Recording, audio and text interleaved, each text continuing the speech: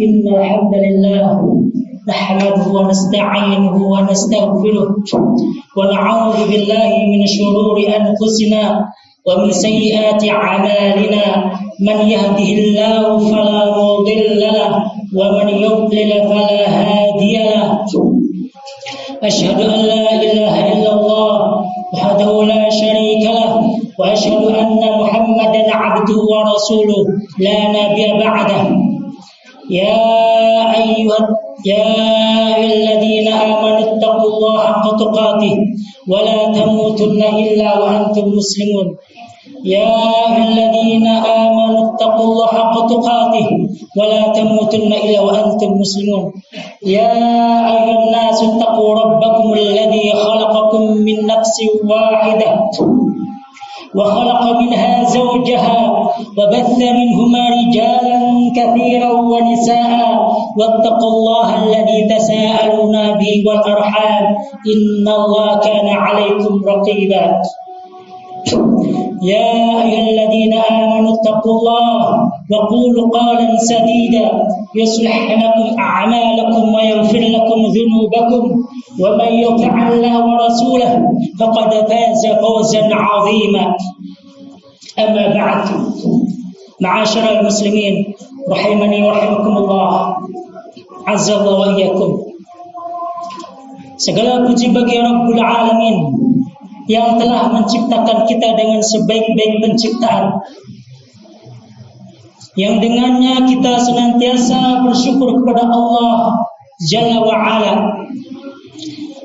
yang memberikan berbagai macam kenikmatan-kenikmatan, tentunya nikmat iman, nikmat Islam, nikmat kita di atas sunnah, serta nikmatnya ibadah-ibadah yang lain, dan juga nikmatnya kita diberikan kesehatan serta waktu luang sehingga kita dapat berkumpul dalam rangka beribadah sholat Jumat berjamaah. Hadirin jamaah Jumat rahiman rahimakumullah. Jumat yang penuh barakah ini kita diperintahkan oleh Allah, oleh Rasulnya Muhammad sallallahu alaihi wasallam untuk bersolawat kepadanya, karena ada beberapa keutamaan dalil yang menerangkan bersolawat kepada Rasulullah sallallahu alaihi wasallam. Di antara dalil adalah man shalla alayya wahidah, barang siapa bersolawat kepadaku sallallahu alaihi wasallam, maka Allah bersolawat kepadanya 10 kali. Ini perintah. Kalau seandainya Allah bersolawat kepada Nabi, maka sudah selayaknya kita sebagai umat untuk senantiasa bersolawat kepada Rasulullah. Apalagi di hari Jumat. Barang siapa bersolawat kepadaku, kata Rasulullah, maka Allah bersolawat 10 kali kepadanya. Ini keutamaan yang agung yang tidak dimiliki oleh umat-umat yang lain. Ma'asyiral muslimin rahimani wa rahmatullah. Tentu adalah salawat-salawat yang diajarkan oleh Rasulullah sallallahu alaihi wasallam. Salawat yang dipahami oleh para sahabat, salawat-salawat yang diamalkan oleh seluruh para sahabat, bukan salawat-salawat yang tidak disyariatkan oleh Allah dan Rasul. Dulu sahabat bertanya, qad alimna nusallimu alaikum, kami tahu bagaimana bersalam kepada engkau ya Rasulullah. Wa kaifa nusallu alaikum, lalu bagaimana kami bersalawat kepada engkau ya Rasulullah. Maka Rasulullah mengajarkan salawat-salawat berdasarkan dalil-dalil yang sahih. Jadi di zaman sekarang ya, banyak syubhat dan syahwat. Tentu syubhat pun lebih besar, tidak kalahnya dengan syahwat. Karena banyak salawat-salawat yang tidak disyaratkan oleh Rasulullah. Padahal para sahabat orang yang paling alim, para sahabat orang yang paling ikhlas, para sahabat orang yang semangat dalam beribadah kepada Allah Jalla wa'ala, tetapi para sahabat taat kepada Rasulullah dan tidak membuat sholawat-sholawat yang baru. Hadirin rahimani wa rahimakumullah, kita tak terasa melewati banyak waktu yang telah berlalu, dari detik ke menit, dari menit ke jam, jam ke hari, hari ke bulan, ke pekan, ke bulan, hingga pada ke tahun. Seharusnya kita banyak melewati waktu, sepatutnya kita merenung, bukan banyaknya waktu yang kita dapatkan, melainkan justru kedekatan kita dengan ajal. Kedekatan kita dengan ajal begitu dekat. Ajal selalu mengintai kita dimanapun kita berada. Makanya bagaimana kita ketika di akhir nanti kelak dalam keadaan husnul khatimah, sebagaimana dalam hadis ihfazillah yahfazuk, jagalah dirimu, niscaya engkau akan dijaga oleh Allah, niscaya Allah akan menjaga. Ini adalah prinsip seorang mukmin agar senantiasa bertakwa kepada Allah dimanapun berada. Terlebih bagaimana kita menyiapkan diri kita untuk menjadikan predikat husnul khatimah. Dulu ada seorang ulama dari Al-Bisr bin Al-Harithah rahimahullah. Beliau pernah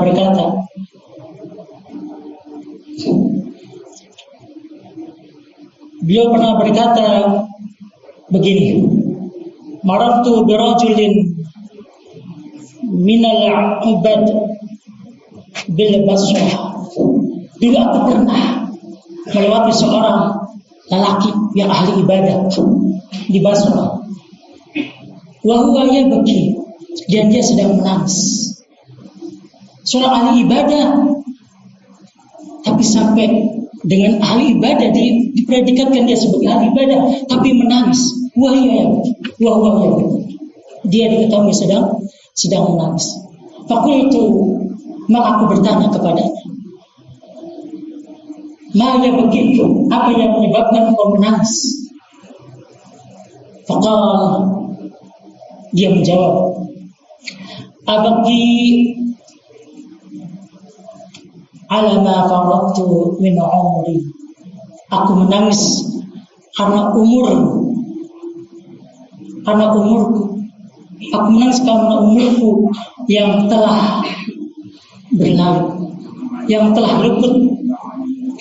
Wa ala yawmin madha, dan hadir di atas hari yang telah berlalu.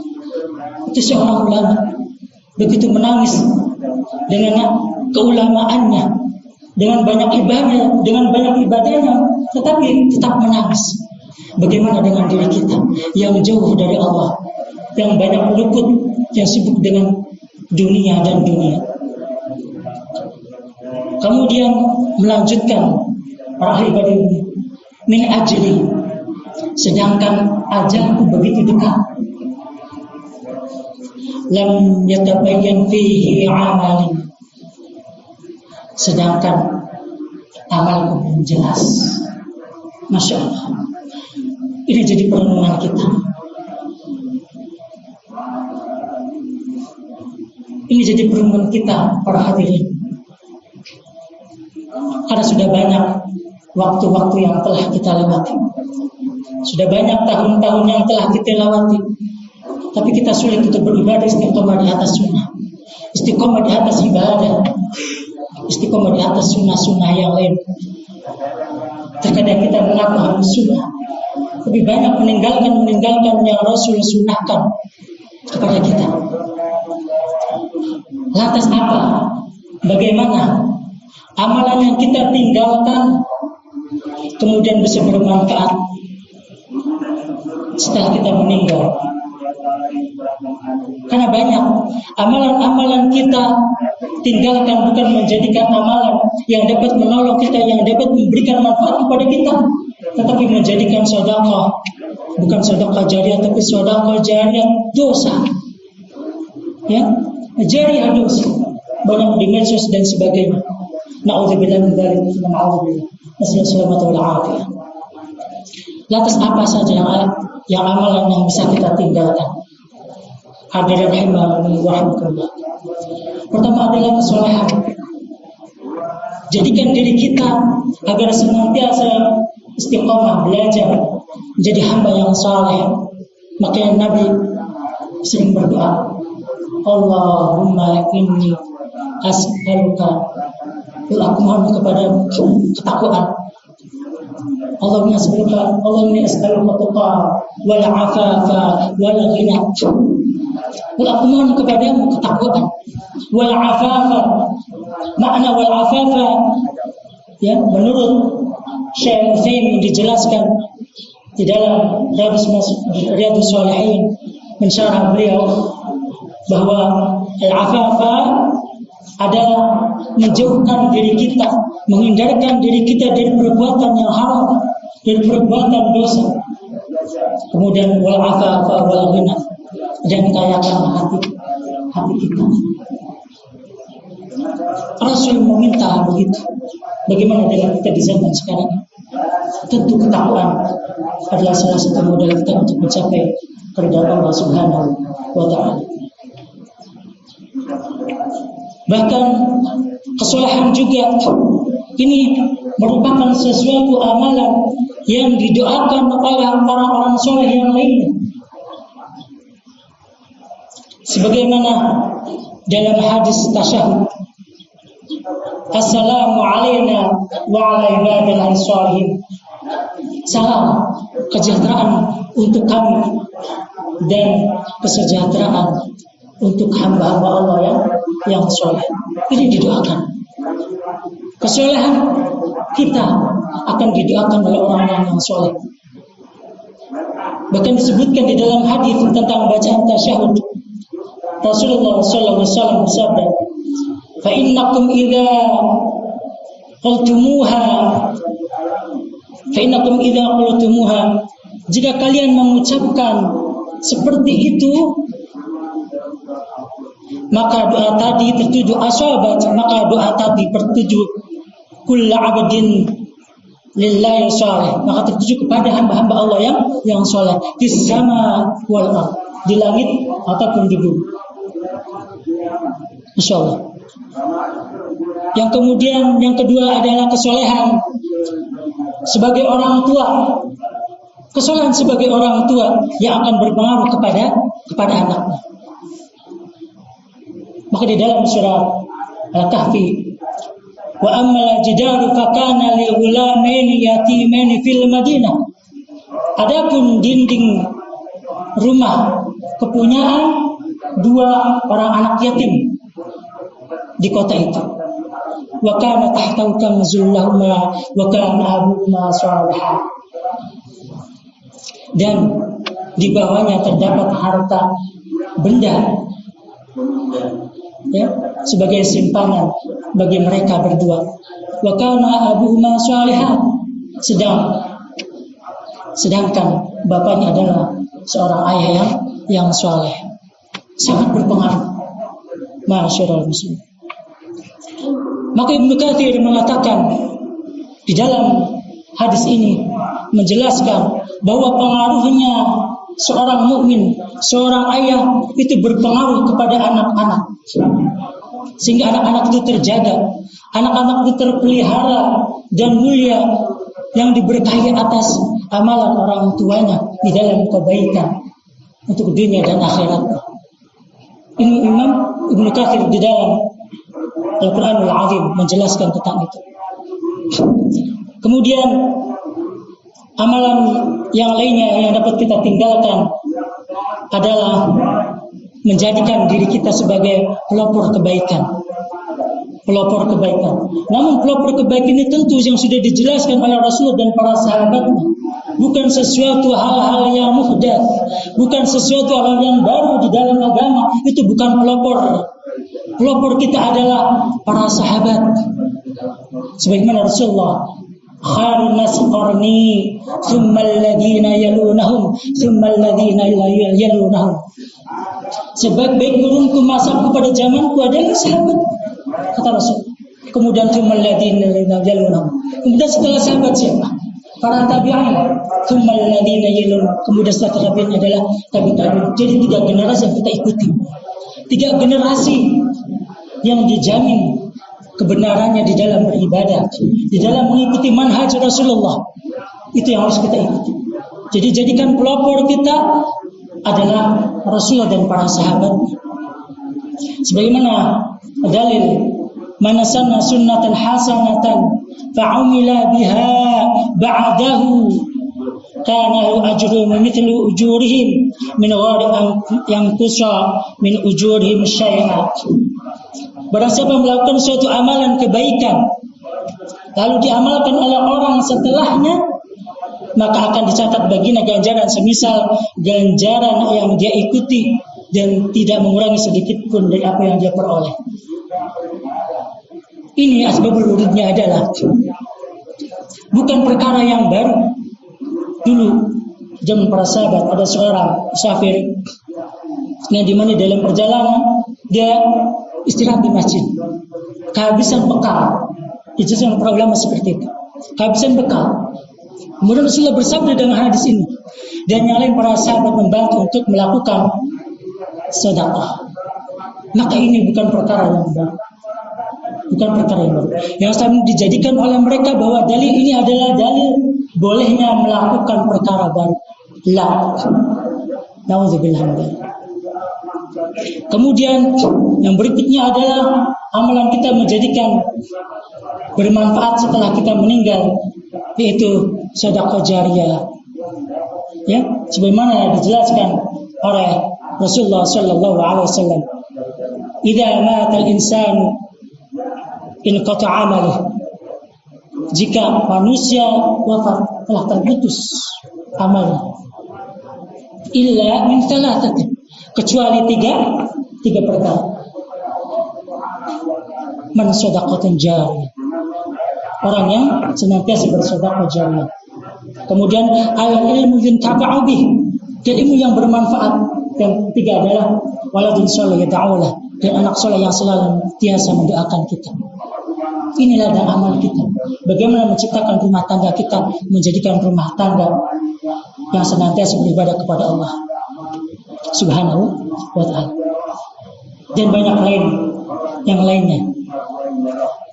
Seperti dalil saya bacakan, ya. Sesungguhnya yang didapati oleh orang yang beriman dari amalan dan kebaikan yang ia lakukan setelah ia mati adalah ilmu yang diajarkan, ilman yang diajarkan, ilman alamhu wa nasharu, ilmu yang diajarkan dan dia sebarkan. Kemudian berikutnya waladan sholih tarakah, dan anak soleh yang dia tinggalkan.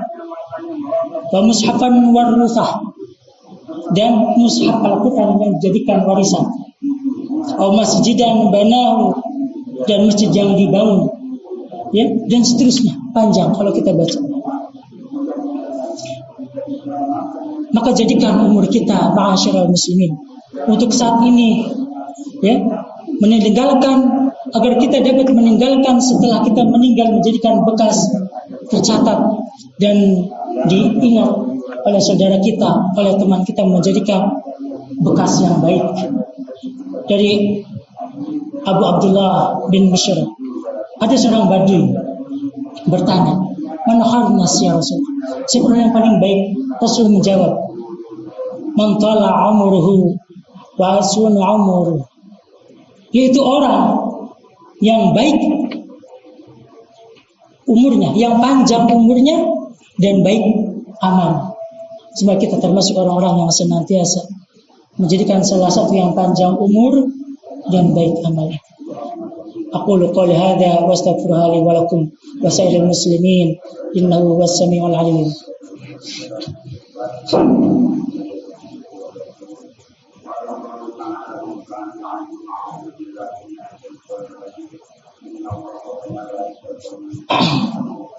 hamdan katsiran thayyiban mubarakan fihi kama yuhibbuna wa yarda. Asyhadu an la ilaha illallah wahdahu la syarika lah wa asyhadu anna Muhammadan 'abduhu wa rasuluh la nabiyya ba'da. Allahumma shalli ala nabiyyina Muhammad wa ala alihi wa man tabi'ahum bi ihsan ila yaumiddin. Amma ba'd. فيا أيها الناس اتقوا الله تعالى واذروا فواحش ما ظهر منها وما بطن وحافظوا على الطاعة وحضور الجمعات والجماعة واعملون أن الله معكم بأن بدأ به بنفسه وتثنى ملائكته وقدسه فقال تعالى ولم يزل قائلا عليما إن الله وملائكته يصلون على النبي يا أيها الذين آمنوا صلوا عليه وسلموا تسليما اللهم صل على محمد وعلى آل محمد كما صليت على إبراهيم وعلى آل إبراهيم إنك حميد مجيد اللهم بارك على محمد وعلى آل محمد كما باركت على إبراهيم وعلى آل إبراهيم إنك حميد مجيد اللهم ألف بين قلوبنا وأصلح ذات بيننا واهدنا سبل السلام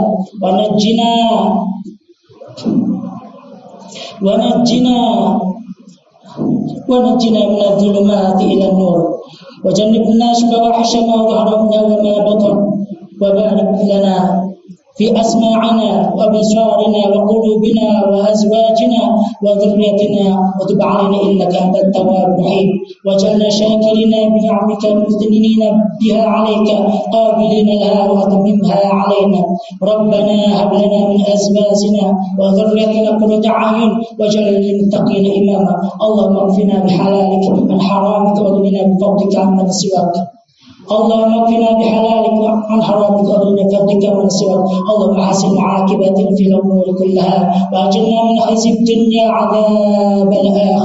وعذاب الاخره ربنا اتنا في الدنيا حسنه وفي الاخره حسنه وقنا عذاب النار وصلى الله على نبينا محمد وعلى اله وصحبه ومن تبعهم بإحسان الى يوم الدين واخر دعوانا الحمد لله رب العالمين.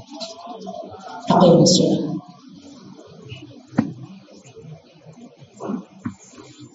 الله